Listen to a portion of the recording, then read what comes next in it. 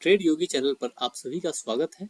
आइए देखते हैं कल यानी कि शुक्रवार को क्या रहेगा निफ्टी, बैंक निफ्टी और फिन निफ्टी का हाल, किस तरह की मूवमेंट देखने को मिल सकती है, कौन कौन से इंपॉर्टेंट लेवल और टारगेट्स हो सकते हैं हमारे पास, सबका डिस्कशन करेंगे। शुरुआत करेंगे आज क्या हुआ वो।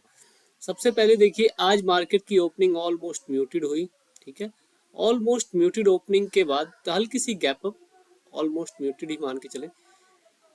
कल के हाई से इसने रिजेक्शन ली और नीचे की तरफ आई, लेकिन कल के लो से जो पिछला स्विंग था यहाँ से फिर से सपोर्ट लेके अपसाइड निकली, फिर नीचे, और दिन भर इसी रेंज में मार्केट रह गई। कौन सी रेंज? ये थी आपकी 19,850 से लेकर के 19,770, यानी कि इस रेंज में मार्केट रह गई। नीचे क्यों नहीं गई? अपसाइड ब्रेकआउट क्यों नहीं दिया? नीचे इसलिए नहीं गई क्योंकि ये स्ट्रॉन्ग सपोर्ट थी, जो कि पहले रेजिस्टेंस थी, अब ये सपोर्ट बन चुकी है। अपसाइड इसलिए नहीं गई क्योंकि ये जो रेड लाइन आप देख रहे हैं, ये रेड लाइन एक बहुत ही स्ट्रॉन्ग रेजिस्टेंस है, जहां से कि हमारी ये पियर रैली की शुरुआत हुई थी। ठीक है, और इसके जस्ट थोड़े से ऊपर हमारा टॉप बना था। ठीक है, 20,223 का। ठीक है, तो ऑलमोस्ट समझे कि बियर रैली हमारी यहाँ से शुरू हुई थी। ठीक है, तो ये गैप होता है ना, गैप, ये स्ट्रॉन्ग सपोर्ट या रेजिस्टेंस की तरह एक्ट करता है। ठीक है, तो आखिर ये गैप बनता कैसे है? गैप बनने का कारण है यहाँ से गैप अप ओपनिंग हुई। कुछ कोई तो था जो चाहता था कि मार्केट यहाँ पे ना रुके, आगे चला जाए, और जो इतना स्ट्रॉन्ग है, जो ओवरनाइट मार्केट को गैप अप ओपन करवा सकता है, वो मार्केट को इतनी आसानी से नीचे गिरने देगा क्या? नहीं, ऐसा नहीं हो सकता। हो भी सकता है, कई बार बड़े प्लेयर्स क्या करते हैं कि हमारे से रिटेलर्स की पोजीशन जब अपोजिट साइड हो जाती है, तो गैप अप या गैप डाउन ओपन करवा के वो हमारी पोजीशंस को पहले खा जाते हैं, हमें लॉस में करवाते हैं, और फिर दोबारा से मार्केट को एज इट इज नीचे की तरफ या ऊपर की तरफ गैप फिल करवा देते हैं। तो गैप का बहुत इंपॉर्टेंस होता है। बात करेंगे मूवमेंट की। ठीक है, सबसे पहले मूवमेंट की बात करते हैं, म्यूटेड ओपनिंग का सिनेरियो डिस्कस करते हैं। म्यूटेड ओपनिंग हो, नेगेटिव प्रोजेक्शन बने, जब तक कि ये पूरा सपोर्ट ब्रेक ना हो तब तक आपको नीचे की साइड नहीं जाना है। नेगेटिव प्रोजेक्शन बने, इसका ब्रेक डाउन हो, रीटेस्ट और सक्सेसफुल हो, रीटेस्ट नीचे की तरफ निकले, तो यहाँ से आपको पूरा रूम यहाँ तक का मिलेगा। ठीक है, 19,650 के आसपास, 600 मतलब इस स्विंग के आसपास आपको थोड़ा सा रेजिस्टेंस देखने को, सपोर्ट देखने को मिलेगी, लेकिन इसके नीचे पूरा रूम आपको यहाँ तक का देखने को मिल सकता है, इस ट्रेंड लाइन तक का। ये आप प्लान करके चलेंगे।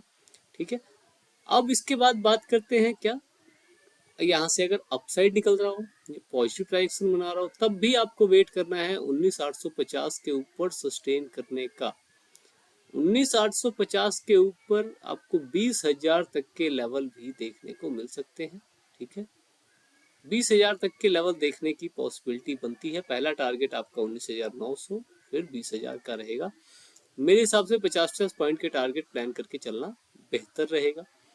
गैप अप ओपनिंग में कैसे प्लान करें? गैप अप ओपनिंग अगर इसके ऊपर हो जाए, पॉजिटिव डायरेक्शन बनता हो, तब आपके पास पहला टारगेट 19,900 और 20,000 का दूसरा टारगेट आप प्लान कर सकते हैं। देखा जाए तो आज की एनालिसिस के हिसाब से भी 19,800 के बाद 20,000 तक का लेवल टारगेट प्लान हो सकता था, लेकिन ये 19,800 के आसपास ही मार्केट घूमता रहा। ठीक है, तो गैप अप ओपनिंग में आपको इस बात का ख्याल रखना है, गैप अप ओपनिंग में नेगेटिव प्रोजेक्शन बन जाए तो क्या करें। ठीक है, गैप अप ओपनिंग में अगर नेगेटिव प्रोजेक्शन बन जाए, यहाँ से अपसाइड निकल रहा हो, ठीक है, यहाँ से अगर सपोर्ट लेके अपसाइड निकले तो फिर दोबारा आपको टारगेट पता है, लेकिन अगर इसके अंदर एंट्री कर जाए और इस टॉप को रिटेस्ट करके नीचे की तरफ जाने लगे, तो आपके पास 19,760 का टारगेट, और यहाँ से भी अगर बाउंस देने में फेल रहता है, ठीक है, हल्का बाउंस तो देगा ही देगा, लेकिन अगर रिटेस्ट करके नीचे की तरफ आने लगता है तो फिर आपके पास 700 और 600 तक के टारगेट भी आपको देखने को मिल सकते हैं। इस बात का आप ख्याल रख के चलेंगे। ठीक है, अब बात करते हैं गैप डाउन ओपनिंग में कैसे प्लानिंग करें। गैप डाउन ओपनिंग में म्यूटेड ओपनिंग हो, गैप डाउन ओपनिंग इस आसपास में देखने को मिल जाए, पॉजिटिव प्रोजेक्शन बनता हो, हमें एक अच्छा बाउंस गैप फिल के बाद 19,850 तक का देखने को मिल सकता है। क्योंकि हो सकता है कि यहाँ से अपसाइड जब निकल रहा है तो ये यहाँ के जो देखिए यहाँ के जो मैक्सिमम ऑर्डर्स हैं वो फुलफिल हो चुके हैं। कल बैंक निफ्टी की एक्सपायरी थी, सारे ऑर्डर कट गए। आज निफ्टी की एक्सपायरी थी, सारे यहाँ पे ऑर्डर डिस्ट्रीब्यूट हो गए। या तो यहाँ पे डिस्ट्रीब्यूशन हुई है या नई पोजीशन क्रिएट हुई है, ठीक है। तो आइदर वे ये जो लेवल है, ये जो जोन है वो ऑलमोस्ट टेस्टेड है। मैं कहूँगा 70% टेस्टेड है। अगर यहाँ से अपसाइड निकलता है और स्ट्रॉन्ग मूवमेंट रहता है तो फिर हमें 19,850 और इसका ब्रेकआउट होने पे 20,000 तक के लेवल देखने को मिल सकते हैं। वर्ल्ड मार्केट में पॉजिटिविटी होना जरूरी है। एक छोटा सा डर जो है वो फेड मिनट्स रिलीज हुई है, उसमें उन्होंने रेपो रेट बढ़ाने की बात कर दी है।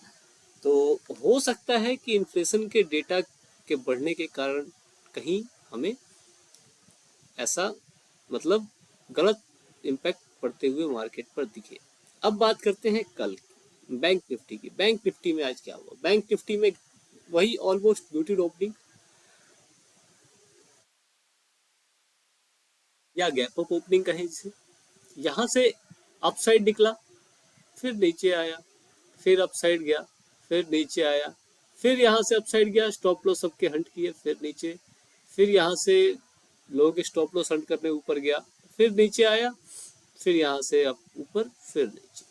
क्या मस्त, मतलब जबरदस्त, जिसे कहते हैं कि क्लासिकल डिस्ट्रीब्यूशन या फिर क्लासिकल जो बैंक निफ्टी की चाल है। जब वो जैसा कि देखिए यहाँ पे इसने सबके स्टॉप लॉस हंट किए, ठीक है, सबको यहाँ पे मुकुब बनाया और उस दिन इतनी बड़ी रैली दे दी। आज भी इस टाइप की मूवमेंट यहाँ पे थी, सब लोग सोच रहे थे कि ब्रेकआउट होगा। इवन मैं भी, मेरा भी आज का व्यू था कि अपसाइड बाउंस अच्छा देखने को मिल सकता है, ठीक है, पॉजिटिव व्यू था मेरा। लेकिन पहली ही कैंडल में मेरा व्यू गलत हो गया और मैंने पुट साइड एंट्री बनाई। पुट साइड एंट्री बनाने के बाद से 10 पॉइंट दिए पुट साइड की एंट्री में और उसके बाद से मेरा स्टॉप लॉस हिट हुआ। लेकिन अच्छी बात ये रही कि मैंने उसके बाद कोई प्लानिंग नहीं की, ठीक है। कॉल साइड का जो वो था वो मैंने रिमूव करवा दिया था, उसके बाद कोई प्लानिंग की ही नहीं। तो सेफ रहे, ठीक है, क्योंकि यहाँ तक आते आते पता लग गया था कि हाँ भाई मार्केट चाहता क्या। जब स्टॉप लॉस एक बार हंट कर दिया तो उसके बाद से क्यों बेकार में पंगे लेने। और मार्केट आज की मूवमेंट जो थी वो बहुत ही बेकार दिख रही थी, तो इसीलिए हमने कोई दूसरी प्लानिंग की भी नहीं। चलिए अब बात करते हैं कि कल क्या हो सकता है, ठीक है। तो उसके लिए आप इस लेवल को थोड़ा सा एक्सटेंड कर लेंगे, ठीक है, और आप इसे करेंगे क्या, आप इसको ना थोड़ा सा बढ़ा देंगे, क्योंकि ये जो साइडवेज का जो जोन है ना, ये कहीं ना कहीं हमको कई बहुत मायनों में मदद कर सकता है। तो इसको हम बिल्कुल भी इग्नोर करके नहीं चल सकते, ठीक है। तो चलिए अब बात करते हैं म्यूटेड ओपनिंग हो, अगर यहाँ पे म्यूटेड ओपनिंग हो, इस चैनल का, ये जो बियर चैनल है इसका ब्रेकआउट देखने को मिले और अपसाइड सस्टेन कर रहा हो तो 44,700 और 44,700 के ऊपर सस्टेन करने के बाद 45,000 तक के टारगेट के लिए ओपन व्यू है। नेगेटिव प्राइजेक्शन बन जाए, इस चैनल का ब्रेक डाउन हो तो वेट करना है इस चैनल के ब्रेक डाउन के बाद ये भी दोनों चैनल यानी कि ये रेड और ये ग्रीन दोनों चैनलों का ब्रेक हो, फिर नीचे की तरफ आपको 44,300 तक के लिए ओपन रूम मिलेगा। और इसके बाद अगर इसके अंदर एंट्री कर जाता है और नेगेटिव प्राइजेक्शन कंटिन्यू रहता है तो फिर 44,100 तक का भी टारगेट हमें देखने को मिल सकता है। पॉजिटिव प्राइजेक्शन की बात कर ली, नेगेटिव की बात कर ली, गैप अप की बात कर लेते हैं। गैप अप ओपनिंग अगर बाय द वे 750 के ऊपर हो जाए तब तो बहुत बढ़िया, लेकिन इस कहीं आसपास में हो, ठीक है, तो 750 के ऊपर सस्टेन करने का वेट करना है। इसके ऊपर सस्टेन कर जाए 45,000।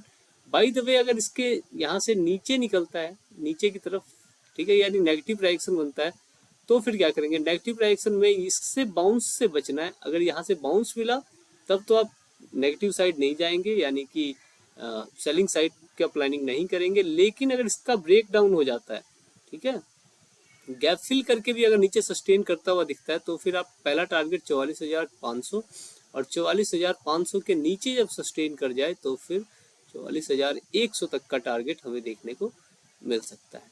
ठीक है, तो ये प्लानिंग रहेगी गैप अप में। गैप डाउन में कैसे प्लान करेंगे? गैप डाउन ओपनिंग इन तीनों के नीचे अगर हो जाती है, ठीक है, तो ये क्लियर है, नेगेटिव प्राइजेक्शन हल्का सा भी बने 44,300 और 44,300 के नीचे सस्टेन करे तो आपको पता है 44,100 तक का टारगेट आपको देखने को मिल सकता है।